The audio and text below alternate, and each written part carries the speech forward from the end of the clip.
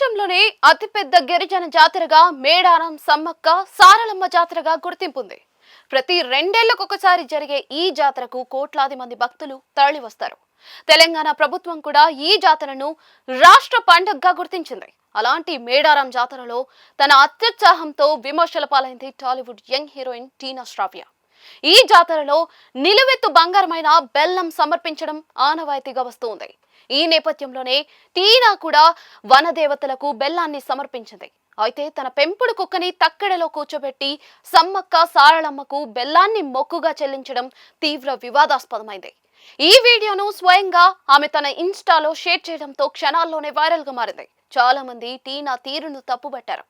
నటి అమ్మవార్లను అవమానించిందని, భక్తుల మనోభావాలను దెబ్బతీసిందంటూ నెట్టింట ట్రోల్స్ జరిగాయి.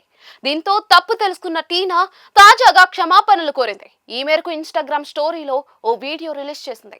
మేడారం జాతరలో జరిగిన దానిపై మీ అందరికీ ఒక క్లారిటీ ఇవ్వడంతో పాటు క్షమాపణలు చెప్పడానికి ఈ వీడియో చేస్తున్నాను.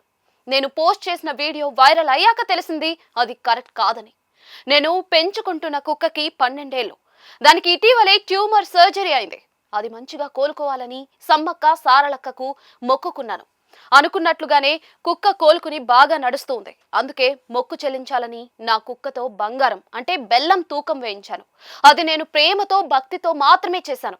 అంతేకాని ఎవరిని కించపరచాలన్న ఉద్దేశంతో మాత్రం చేయలేదు. మన మేడారం జాతర సాంప్రదాయం ప్రకారం, గిరిజనుల ఆచారం ప్రకారం అది తప్పని నేను ఇప్పుడు తెలుసుకున్నాను. నేను చేసిన పొరపాటు వల్ల ఎవరైనా హర్ట్ అయి ఉంటే క్షమించండి. ఇలాంటి పొరపాట్లు మళ్ళీ పునరావృతం కానివ్వను. మన సంస్కృతి సంప్రదాయాలను ఎప్పుడూ గౌరవిస్తాను. ఈ వివాదాన్ని ఇక్కడితో ముగించమని కోరుతున్నాను అని చేతులెత్తి క్షమాపణలు చెప్పింది టీనా.